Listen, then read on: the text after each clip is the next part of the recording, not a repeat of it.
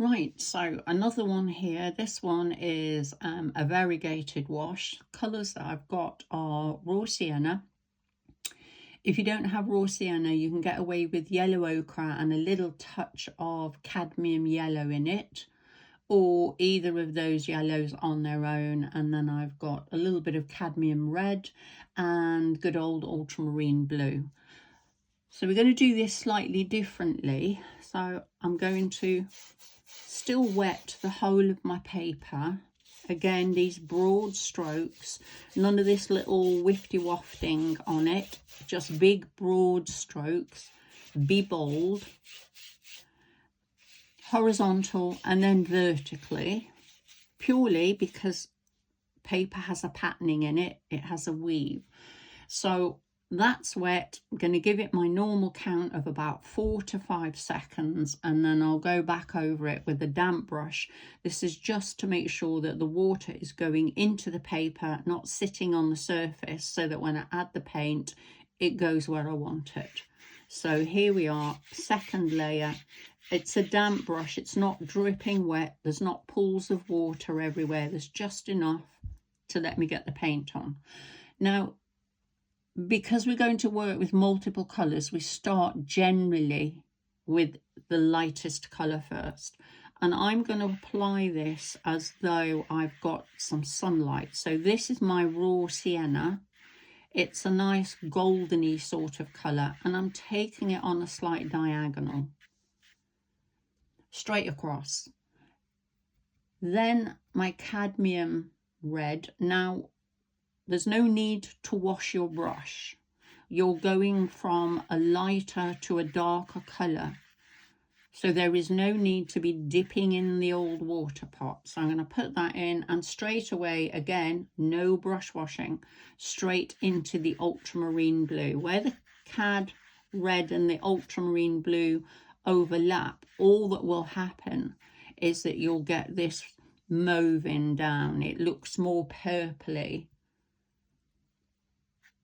and a little bit more blue at the top. Now, again, you've got options on how you want to lift your clouds out, whether you prefer to do it with a brush or whether you prefer it with tissue, or you can even use some sponge. It really is up to you.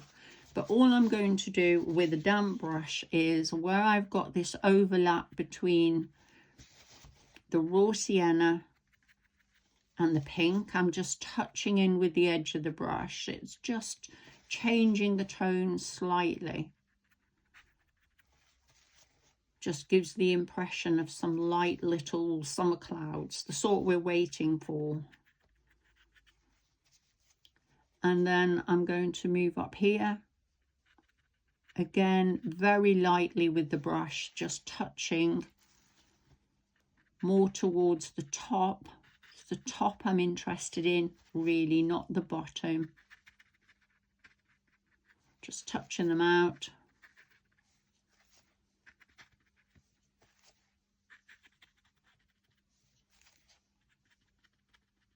And as I say, you can do this just as well with tissue. You can use a combination of the two. If you find that your paint is drying too quickly for you to actually manage it with the brush, use a little bit of damp tissue. If your paint's very wet, you use dry tissue. If it's getting dry, you use damp tissue. That's all you have to remember. So I can go over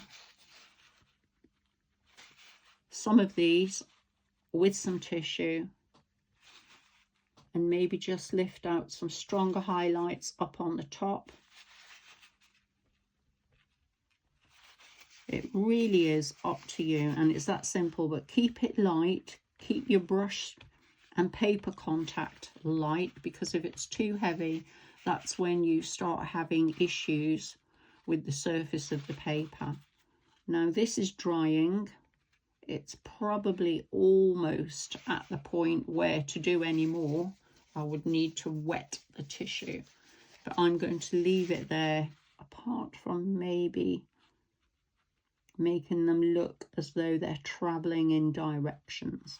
So I'm taking my clouds off on an angle, really, so it looks like my sky's moving. So that's that one.